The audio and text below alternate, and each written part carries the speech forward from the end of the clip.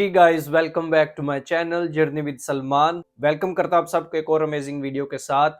आज की वीडियो में हम बात करेंगे 7 ऐसे रीजंस जिनकी वजह से हमारा वीज़ा जो है वो रिजेक्ट होता है, रिफ्यूज़ हो जाता है। चाहे हम उसको विजिट पर्पसेस के लिए करते हैं अप्लाई, वर्क वीज़े के लिए अप्लाई करते हैं, या हम अप्लाई करते हैं एज अ स्टूडेंट।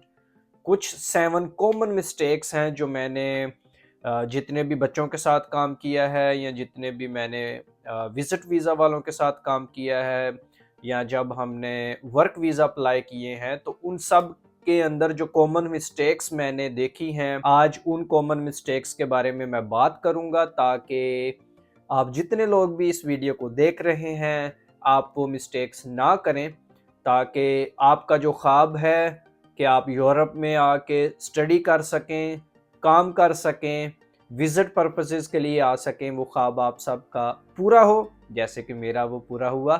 और इस वीडियो को अपने फ्रेंड्स के साथ, फैमिली मेम्बर्स के साथ ज़रूर शेयर कीजिएगा, ताकि वो भी इन मिस्टेक्स को अवॉइड कर सकें। नंबर 1 के ऊपर हम बात करेंगे कि जो बहुत बड़ा रीज़न होता है वो होता है कि इनसफिशिएंट डॉक्यूमेंटेशन। उसको हम कह सकते हैं कि जी, एक तो उसमें 2-3 मिस्टेक्स हम कर जाते हैं कि हमारे पास जो उन्होंने डॉक्यूमेंट्स मांगे होते हैं वो पूरे नहीं होते, और उसकी बजाय समटाइम्स हम ऐसे भी कर सकते हैं कि हम ओवर डू कर देते हैं चीज़ों को, हम एक्स्ट्रा चीज़ें लगा देते हैं जो उन्होंने पूछा नहीं भी होता। हमें लगता है कि जी चलो ये भी एज अ सपोर्टिंग डॉक्यूमेंट चला जाएगा, लेकिन ऐसा नहीं करना चाहिए।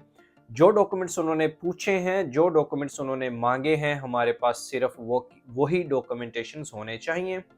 नंबर 1, अगर वर्क के लिए आना है तो वर्क कॉन्ट्रैक्ट जो है उस कंपनी का वो आपके पास होना चाहिए। उसके ऊपर हर एक चीज़ जो है मेंशन होनी चाहिए, आपकी सैलरी कितनी है, आपके आवर्स कितने हैं, अगर वो आपके साथ प्रॉमिस कर रहे हैं फॉर अकोमोडेशन, और अगर वो आपके साथ प्रॉमिस कर रहे हैं फॉर मील और एनीथिंग, हर एक चीज़ ऑन पेपर होनी चाहिए, उसकी डॉक्यूमेंटेशन होनी चाहिए। अगर आप एज अ स्टूडेंट अप्लाई कर रहे हो तो ऑफ कोर्स जो यूनिवर्सिटीज़ की तरफ से आपको एक्सेप्टेंस लेटर मिलता है, जो एडमिशन लेटर मिलता है, उसके बाद जो भी आपने वहाँ पे फ़ी सबमिट करवाई होती है, जो स्टूडेंट यूनियंस की फ़ी जमा करवाई होती है, वो सारी की सारी डॉक्यूमेंटेशन आपके पास होनी चाहिए। विजिट के लिए अप्लाई कर रहे हैं तो विजिट क्यों कर रहे हैं, उसके लिए जो इनविटेशन लेटर आपके पास आया होता है आपके रिलेटिव्स की तरफ से, वो जो इनविटेशन लेटर है वो कंप्लीट होना चाहिए। उसके ऊपर जो पूरी इंफॉर्मेशन है वो सारा कुछ आपके पास होना चाहिए। नंबर 2 के ऊपर जो मैंने कॉमन मिस्टेक ऑब्जर्व की है, अभी लास्ट वीक में ही ये वाली मिस्टेक जो हुई है कि जी फिनलैंड के लिए फैमिली ने अप्लाई करना है वीज़े के लिए, इंटरव्यू के लिए।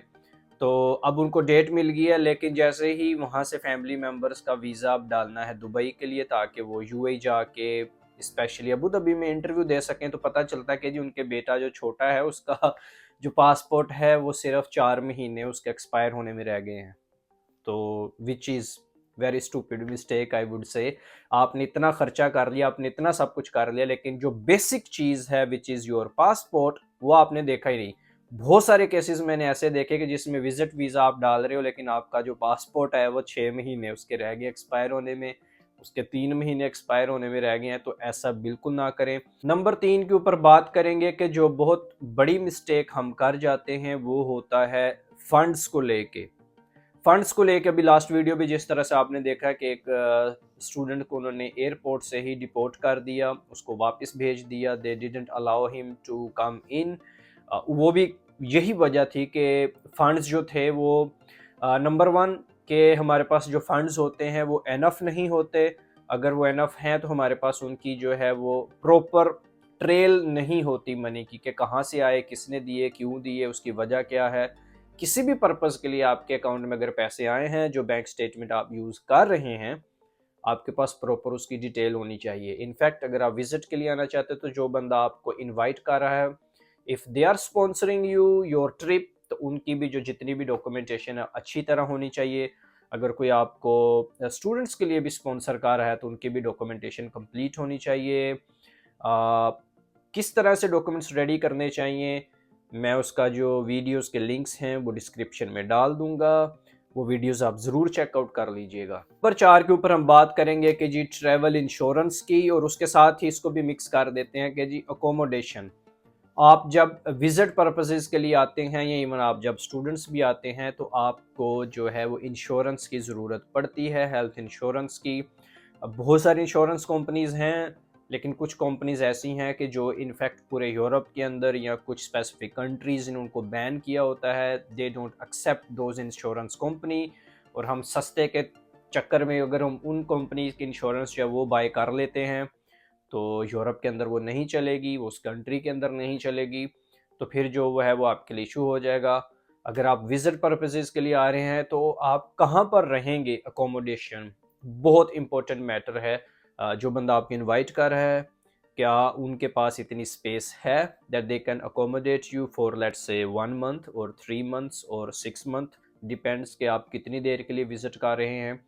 और अगर आप एज अ स्टूडेंट आ रहे हैं तो क्या आपने हाउसिंग के लिए ऑलरेडी अप्लाई कर दिया, स्टूडेंट हाउसिंग के लिए? अगर उसके लिए अप्लाई नहीं किया तो आपके पास क्या प्लान बी है?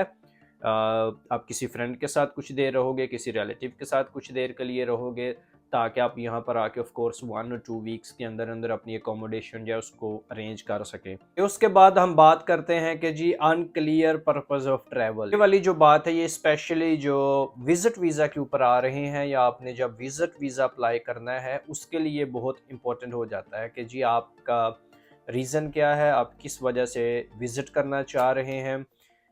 स्टूडेंट्स के लिए भी बहुत दफ़ा ऐसे होता है कि हमें पता सारा कुछ होता है लेकिन हम कंफ्यूज हो जाते हैं, हम इंटरव्यूज़ के दौरान में उनको आंसर नहीं कर पाते हैं। तो उसके लिए बेस्ट ये है कि अगर तो आपके पास प्रॉपर डॉक्यूमेंटेशन है, आपको इन्फॉर्म किया गया है, आपके साथ अच्छे तरीके से बातचीत हुई है, तो फिर आपको इतना इशू नहीं होता। लेकिन अगर आपको डिटेल में पता नहीं है तो आपके लिए इशू हो सकता है। उसके बाद हम बात करते हैं कि जी lack of travel history. Travel history जो है ये दो वीज़ा कैटेगरीज में बहुत ज़्यादा इम्पेक्ट करती है। एक तो जब आप वर्क के लिए आ रहे हैं, और स्पेशली जब आप एज अ स्पेशलिस्ट आ रहे हैं, क्योंकि उनके अंदर उनकी सैलरी जो है रेंज वो बहुत ज़्यादा होती है।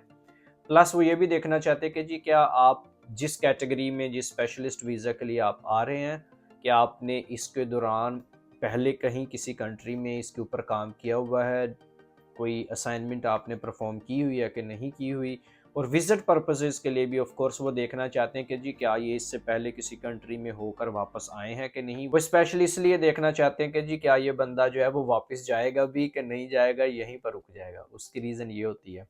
Last but not the least, I think the most important one ये है कि जी आपके ऊपर कोई भी जो क्रिमिनल चार्जेस हैं नहीं होने चाहिए आपके कंट्री के अंदर या किसी और जगह के ऊपर। तो इसको हम कह सकते हैं कि जी क्रिमिनल रिकॉर्ड या क्रिमिनल हिस्ट्री जो है वो आपके कोई भी नहीं होनी चाहिए। बहुत दफ़ा ऐसे होता है कि जी हम कभी यूरोप में कोई आया है, कोई एक्टिविटी ऐसी परफॉर्म की, और बाद में उसको सम टाइम तो वो सिर्फ यूरोपीय यूनियन बैन करते हैं, सम टाइम पूरा शेंजन, और सम टाइम पूरा यूरोप बैन कर देते हैं। डिपेंड्स कि जी आपने कितना सवियर जो है वो क्राइम किया है। उसके साथ ही जैसे अभी हम यूएई वीज़ा बहुत ज़्यादा प्रोसेस कर रहे थे, स्पेशली फॉर स्टूडेंट्स के जो एम्बेसी में जाना चाहते हैं, फिनिश एम्बेसी इन यूएई। लेकिन अगर यूएई में ऑलरेडी आप लोगों का कोई ना कोई क्रिमिनल चार्जेस हैं या कोई काम ख़राब है, कि मोस्टली पाकिस्तानीज़ जो हैं उन्होंने यूएई तो विज़िट किया ही होता है, दुबई या अबू धाबी, शारजा। और अगर आपने वहाँ पर कोई भी एक इलीगल एक्टिविटी की हुई है तो फिर आपका क्रिमिनल रिकॉर्ड जो है वो हमेशा के लिए सेव हो जाता है, जो बहुत आसानी से रेज नहीं हो पाता। तो आई होप कि ये 7 रीजंस आपको समझ आ गए होंगे, and you will try to avoid these reasons. If you still have any question you can write in the comments. Channel को भी सब्सक्राइब कीजिएगा। Do let me know about your feedback, और मिलूंगा आप सबको एक और अमेजिंग वीडियो के साथ। तब तक खुदा हाफिज़।